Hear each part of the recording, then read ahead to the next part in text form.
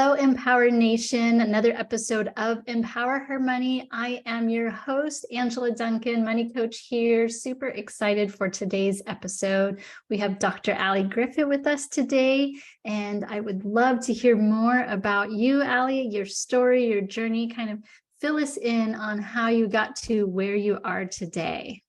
Oh my goodness. By trade, you hear the doctor. So I'm an audiologist and speech language pathologist by trade. That means I absolutely love anything that's communication, speaking, and most importantly, listening. I began to evolve. I became an autism mom, and then somehow I got blended into the sales world.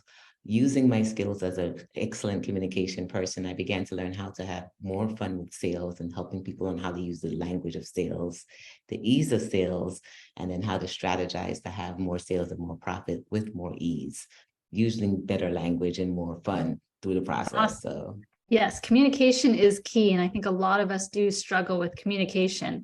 Talk about your sales strategy a little bit. How does that work, or where do you focus with your clients? I focus a lot. I have a framework called EPOP, where we focus a lot on the energy that you're putting forward, putting a lot on planning. What exactly will your sales plan be? Making sure that your offer is in alignment with the people who you're sitting across from, and then making sure you practice. You have to get better. And like anything else that you want to get better in, you do have to put some practice time into it.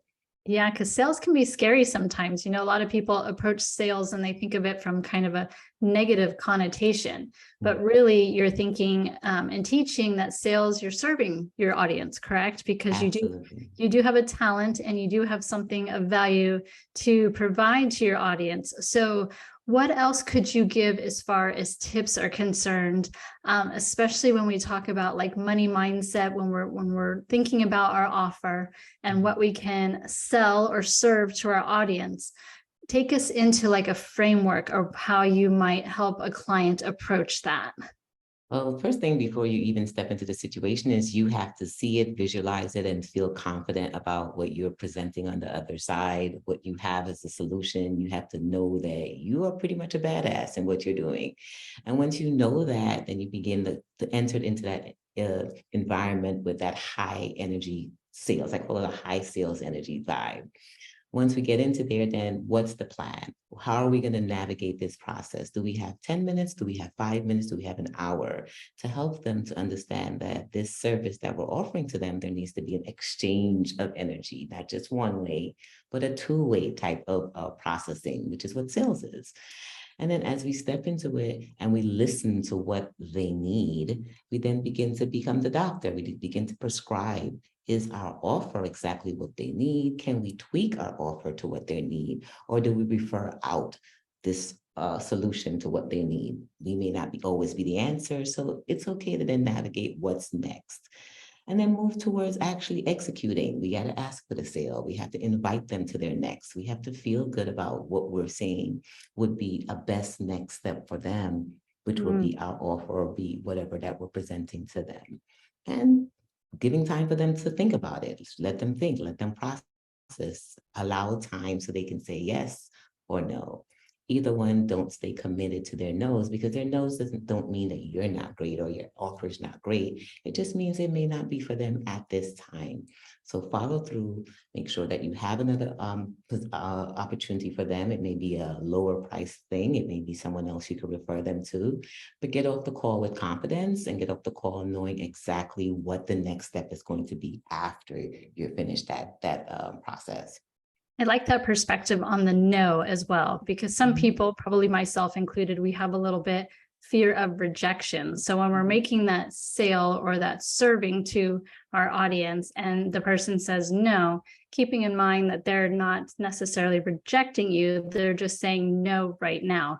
Or perhaps we haven't shown them the value of what we're offering to them that's going to meet their needs as well. So that's awesome. I like that strategy, because I think a lot of us, you know, not only are we scared of selling, but we're also scared of the rejection piece as well. So that's huge. So talk about what's next for you. What do you see on the horizon, either in your business or in your teaching and your coaching? What else, how else are you going to be impacting your audience?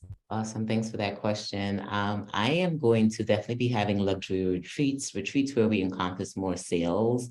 We work a lot on spirituality of sales, the energetic aspect of it, and also practicing. So we go through the entire framework. We're going to be doing some masterminds in Aruba, where I have our home base, where I like to say a lot of our clients come there for us to do some sales work.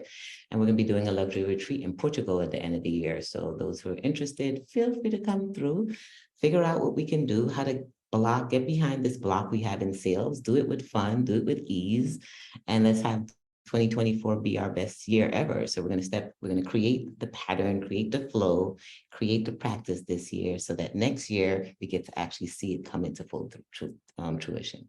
Yeah, and plus when you're doing retreats in areas that are also vacation, I think that really helps people relax and, Yes. release some of that attention. Or if you're scared about it, you're going away, you're kind of on vacation, you're relaxing, and it allows you to absorb a lot more of the information and the energy that you talk about. So that's awesome. I've been to Portugal too, and it's probably one of my favorite places I've ever been. Yay! I'm Yeah. excited about going. Yeah, awesome. So I have a fun question for you. So if you could have a super talent or a superpower, what would it be? And tell us, why would you pick that? So there's something when I used to watch shows when I was younger, I would think of the character that would just blink her eyes and just be there. My superpower, I'd love to say, is that I can blink my eyes. I can actually visualize where I want to be and open my eyes and I'm there. So it's like creating that vision and then seeing that vision manifest immediately. So that's the superpower that I want to have. Yeah, that would be awesome. Even if you could time travel, if you wanted to go either into the future and into the past and be in a certain city or a piece of history, I think that would be a lot of fun too. Absolutely. Absolutely. Where would we go? Where would we go? I know that would be fun. So, Ali, if our audience wants to get in contact with you, either to hire you as their business coach or if they're interested in attending one of the events that you're going to be putting on, how do they reach out to you? They can reach at me at Dr. Ali Griffith across all social medias. I usually check Instagram for messaging. I have a free gift right now if you want to learn more about my sales framework. I have a guide, my legacy sales system, legacysalessystem.com.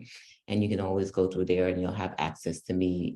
I love it when you can just see simple ways of how you can put these framework, the principles I mentioned on this podcast and then beyond. There are a few more, and then you'll get to see how you can practice sales, have more fun, and stay in touch so we can practice together. Awesome. I love free tips. So thank you so much for offering that to our audience.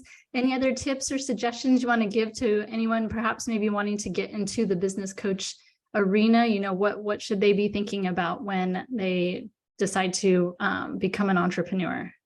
Think about what people always come to you and ask you for. Like, we've been sources for so many people. We've been on the phones with so many giving advice, helping them through navigating things. I chose sales because people always ask me, how did I make sales so much fun and profit so easily? So think about what people come to you for. What do you enjoy doing? And let's see how we can create profit out of that. It's a win-win. Yeah, love that. Love that. Well, I really appreciate your time today.